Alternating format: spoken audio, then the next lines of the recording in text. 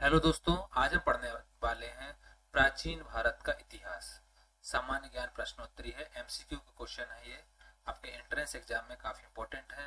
इसमें जो भी है हमारे पास इसमें इतिहास पढ़ाया गया है। मैंने एक प्राचीन भारत का इतिहास, मध्यकालीन भारत का इतिहास और वर्तमान इतिहास, ये तीन इतिहास के बारे में पढ़ाया हुआ है। अभी जो हम पहले स्टार्ट कर रहे हैं वो कर रहे हैं प्राचीन भारत का इतिहास। प्राचीन भारत के इतिहास के सामान्य ज्ञान प्रश्नोत्तरी को कर रहे हैं, जिसमें एमसीक्यू दिए हुए हैं। क्वेश्चन स्टार्ट करते हैं। फर्स्ट क्वेश्चन है, राष्ट्रकूट वंश की स्थापना किसने की? राष्ट्रकूट वंश की स्थापना दंती दुर्ग। इसका आंसर रहेगा ए, दंती दुर्ग। इसका इसमें नोट्स भी दिया हुआ है साथ में। इसे राष्ट्रकूट वंश की स्थापना दंती दुर्ग ने की। इसकी स्थापना 8वीं सदी में की गई थी। इसमें यही बताया गया है कब की गई थी। राष्ट्रकूट वंश की स्थापना दंती दुर्ग ने की। इसकी स्थापना 8वीं सदी में की गई। सेकंड क्वेश्चन, सेन वंश की स्थापना किसने की? इसका आंसर है हेमंत सेन। नोट्स में दिया हुआ, सेन वंश बंगाल का एक राजवंश था। इसकी स्थापना हेमंत सेन ने की थी। सेन वंश की स्थापना हेमंत सेन ने की थी। इसका आंसर है B, Hemant Sen. Next question है, कृष्णा प्रथम जो राष्ट्रकूट वंश का राजा था, उसने निम्नलिखित में से क्या बनवाया? कृष्णा प्रथम जो राष्ट्रकूट वंश का राजा था, उसने निम्नलिखित में से क्या बनवाया? इसका आंसर है ए, एलोरा की शिव मंदिर। नोट्स में दिए हुए, एलोरा के शिव मंदिर प्रसिद्ध राष्ट्रकूट राजा कृष्ण प्रथम ने बनवाए थे। राजा जो कृष्ण प्रथम है उसने एलोरा के शिव मंदिर बनवाए थे। इसका आंसर है ए, एलोरा के शिव मंदिर। पल्लवी काल किस काल को कहा जाता है? इसका आंसर है ए, गुप्त काल। गुप्त काल को कहा जाता है पल्लवी काल। पल्लवी काल गुप्त काल के समान था, इसलिए इसको पल्लवी काल को गुप्त काल कहा जाता है। भारत की रुई अन्य रुइयों से अधिक सफेद है, यह विचार किसका था? इसका आंसर है बी, मेगस्थनीज। मेगस्थनीज सेल्यूकस द्वारा नियुक्त चंद्रगुप्त मौर्य के दरबार में राजदूत था। उसने इंडिका नामक पुस्तक भी लिखी थी। तो जो भारत में रुई अन्य रुइयों से अधिक सफेद है, यह विचार मेगस्थनीज का था। मेगस्थनीज ने मेगस्थनीज सेल्यूकस द्वारा नियुक्त चंद्रगुप्त मौर्य के दरबार में राजदूत था। उसने इंडिका नामक पुस्तक लिखी। गुप्त राजाओं ने कौन से सिक्के चलवाए? फर्स्ट दिया हुआ दीनार, सेकंड दिया है ड्रम, थर्ड रूपक, फोर्थ स्वर्ण। इसमें से सही विकल्प चुनना है हमको। फर्स्ट ए दिया है केवल 4 मतलब स्वर्ण, बी केवल 1 मतलब दीनार, सी है 1 और 3 मतलब दीनार और रूपक, और फोर्थ है 1 एंड 4। आपको इसमें दिया हुआ दीनार और स्वर्ण, तो इसका आंसर हो जाएगा हमारे पास 1 एंड 4, मतलब इसमें दीनार और स्वर्ण सिक्के चलवाए। क्वेश्चन दिया है गुप्त राजाओं ने कौन से सिक्के चलवाए? इसका आंसर है first and fourth, D answer है। तो फर्स्ट है हमारे पास दीनार और डी है, फोर्थ है इसका स्वर्ण। तो दीनार और स्वर्ण चलवाए थे इन्होंने सिक्के गुप्त राजाओं ने। नोट्स में दिया फर्स्ट एंड फोर्थ मतलब डी आंसर है। गुप्त राजाओं ने 2 सिक्के चलवाए थे, एक दीनार जो कि रोमन साम्राज्य की नकल से चलवाया था, ये दूसरा था स्वर्ण जो सोने और चांदी का बना शुद्ध भारतीय सिक्का था। इसलिए गुप्त राजाओं ने 2 सिक्के चलवाए थे, दीनार जो कि रोमन साम्राज्य की नकल से चलवाया था, स्वर्ण जो सोने और चांदी का बना शुद्ध भारतीय सिक्का था। नेक्स्ट क्वेश्चन है, कुषाणों ने किसके सिक्के चलवाए? सोने, चांदी, तांबे, उपर्युक्त सभी। तो इसका आंसर है डी, उपर्युक्त सभी। कुषाणों ने तीनों सिक्के चलवाए थे, सोने, चांदी और तांबे। नोट्स में लिखा हुआ है कुषाणों ने सोने, चांदी और तांबे के सिक्के चलवाए। कुषाणों को तुषारी लोग भी कहा जाता था। कुषाणों को तुषारी लोग भी कहा जाता था। तो इसका आंसर है डी, उपर्युक्त सभी। कुषाणों ने सोने, चांदी, तांबे सभी के सिक्के चलवाए थे। नेक्स्ट क्वेश्चन है, अंतिम मौर्य सम्राट कौन था? इसका आंसर है बृहद्रथ। बी आंसर है बृहद्रथ। अंतिम मौर्य सम्राट बृहद्रथ था।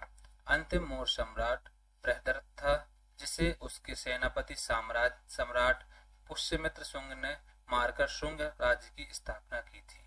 तो अंतिम मौर्य सम्राट बृहद्रथ था, इसको उसके सेनापति सम्राट पुष्यमित्र शुंग ने मारकर शुंग राज्य की स्थापना की थी।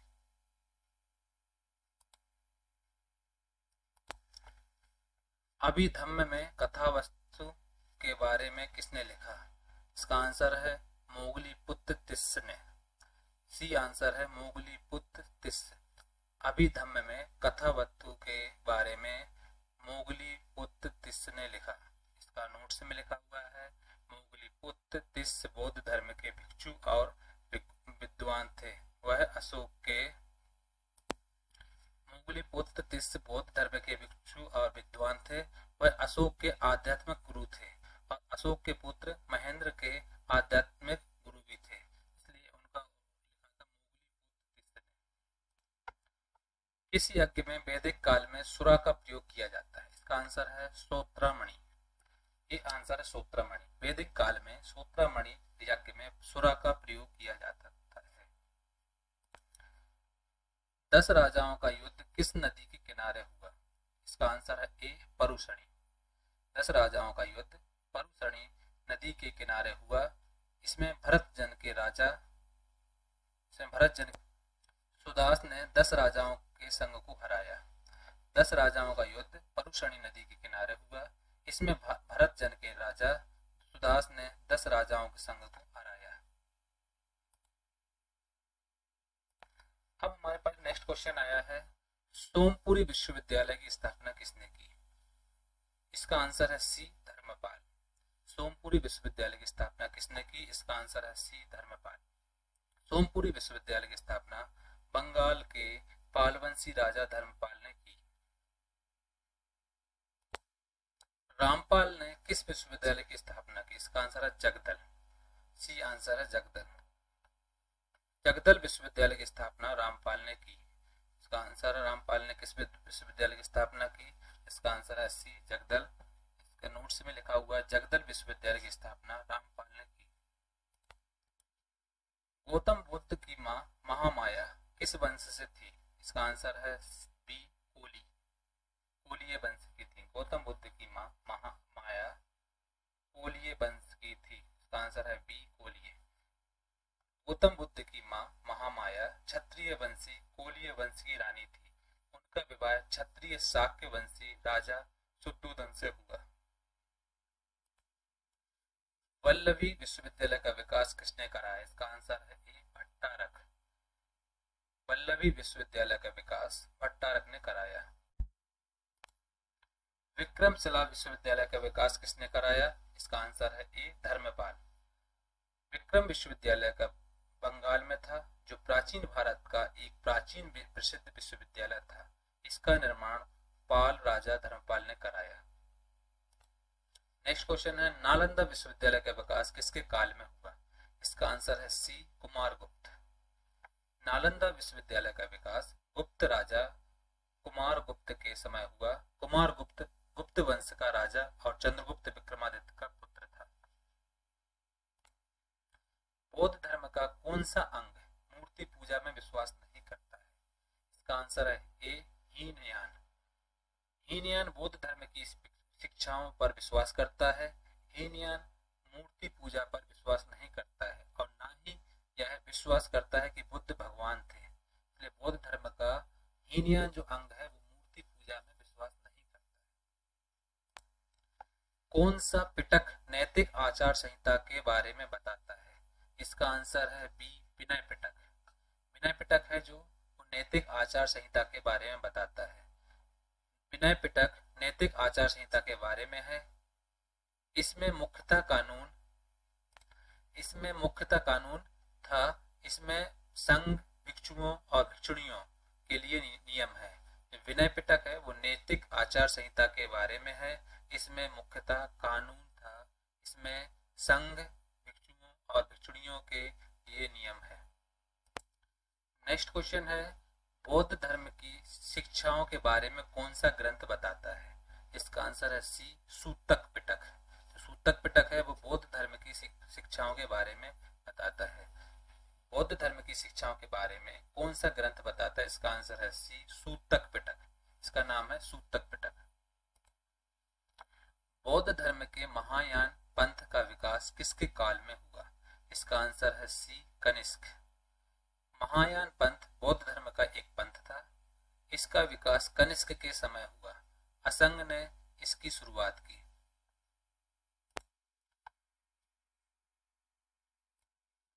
बौद्ध धर्म का महायान और हीनयान में विभाजन किस संगीति में हुआ?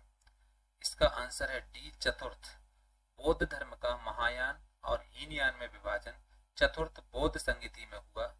यह 72 ईस्वी में कश्मीर के कुंडल वन में हुई। इसके अध्यक्ष वसुमित्र और उपाध्यक्ष अश्वघोष थे। बौद्ध धर्म का महायान और हीनयान का विभाजन जो हुआ था वो चतुर्थ संगीति में हुआ था।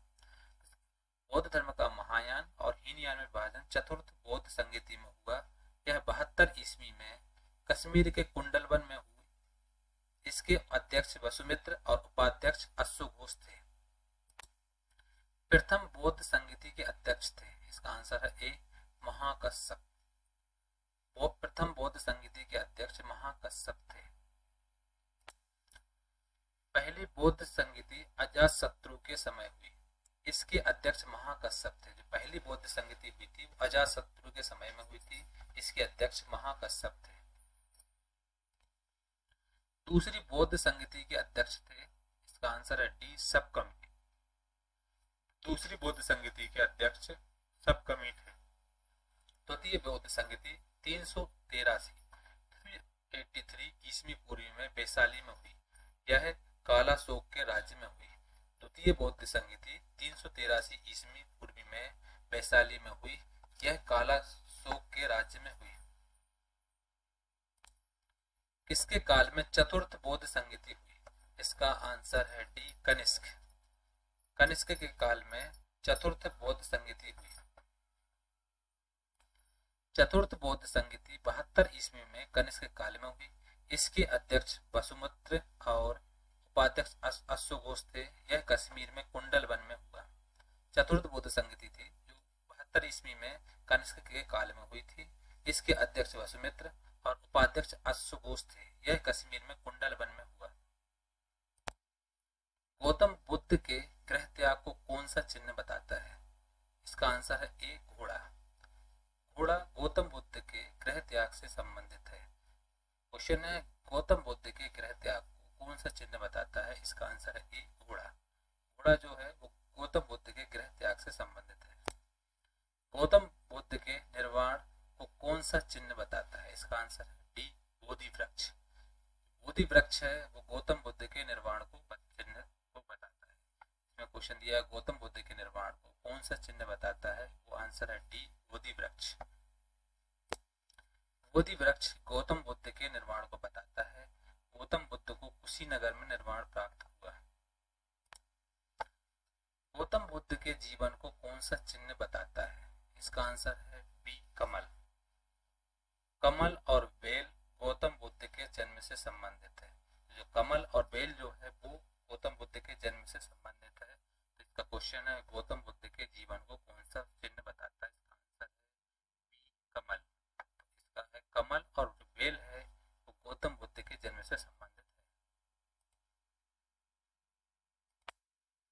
गौतम बुद्ध का सारथी कौन था? इसका आंसर है ए, चन्ना।